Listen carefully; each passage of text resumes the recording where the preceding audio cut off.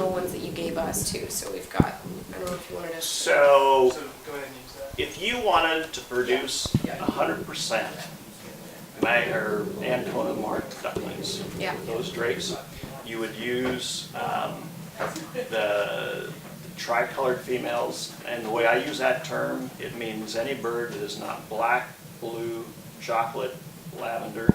So they're more mallard coloring. And I assume you're getting some of those. Yeah, the pied, I guess. Right. Yeah. So that's Yeah. normal. Yes, That weird looking, absolutely. look like a mallard derivative that comes out of They there. don't look You like have to. Mm-hmm. Because see, the only difference between magpie and an Ancona color-wise is that the Anconas have one gene for non-spread black. So spread black is the foundation of black, blue, chocolate, lavender, that whole family, silver, that whole family. And it's dominant, and so a bird that carries one gene for that will be black.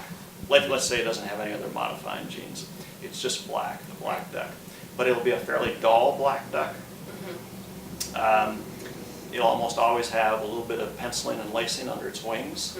If you pick the wing up and look on the lining, there'll almost always be little brown markings in those feathers.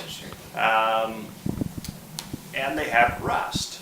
So it has some brown. The males will usually have some brown somewhere in their plumage. And it's kind of a reddish, kind of almost rudimentary, like from the bib or the chestnut chest of a male mallard. Okay. Now it's not really related to that, but it can be about that color. Okay, so those birds are heterozygous for black. They have one black gene at that loci, and they have one wild type gene. And then they have the dominant bib, and they have the runner pattern. That's what a true black Ancona is. Well, if you make two of those birds colored like that, a quarter of their offspring theoretically will be wild type at the spread black locus. So that's how you get those birds. If you don't have that gene, then they're magpie marked. Now they may not be. I mean, the majority of magpies. What I say? Well, you gotta be a little bit careful. But if you hatch if you have well marked adult breeding magpies, and you hatch 1,000 babies out of them, you're going to get. If you get 50% of those that have show quality markings, it is unusually high percentage, because the combination of runner pattern, dominant bib, and spread black is real inconsistent in the way it's expressed. Any one of those is fairly inconsistent. The combination of all three of them really make the expression of the pattern inconsistent. And people just arbitrarily decided what the pattern they wanted would be. It has nothing to do with nature per se.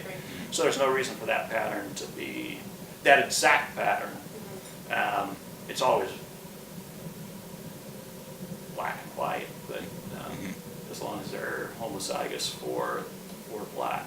So the Ancona is heterozygous at the black site. The magpie is homozygous, pure. That's the only difference in the color. And then when you add blue or chocolate, then you get the other. But that's all the same. So if you have some females that have the pied pattern, there's different names for all these. I just call them tricolors, because that, in my mind, it just covers, doesn't make any difference if they've got blue dilution, chocolate dilution, or whatever.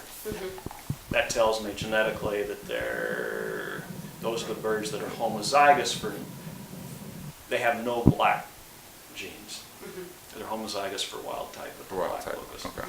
And so if you've got females like that, you make these drakes, every baby will look like an Ancona. Because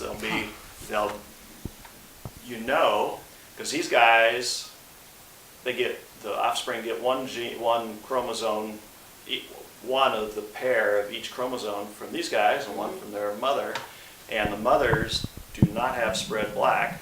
These have spread black, so you know the offspring are going to be heterozygous. And that's what the Ancona pattern is.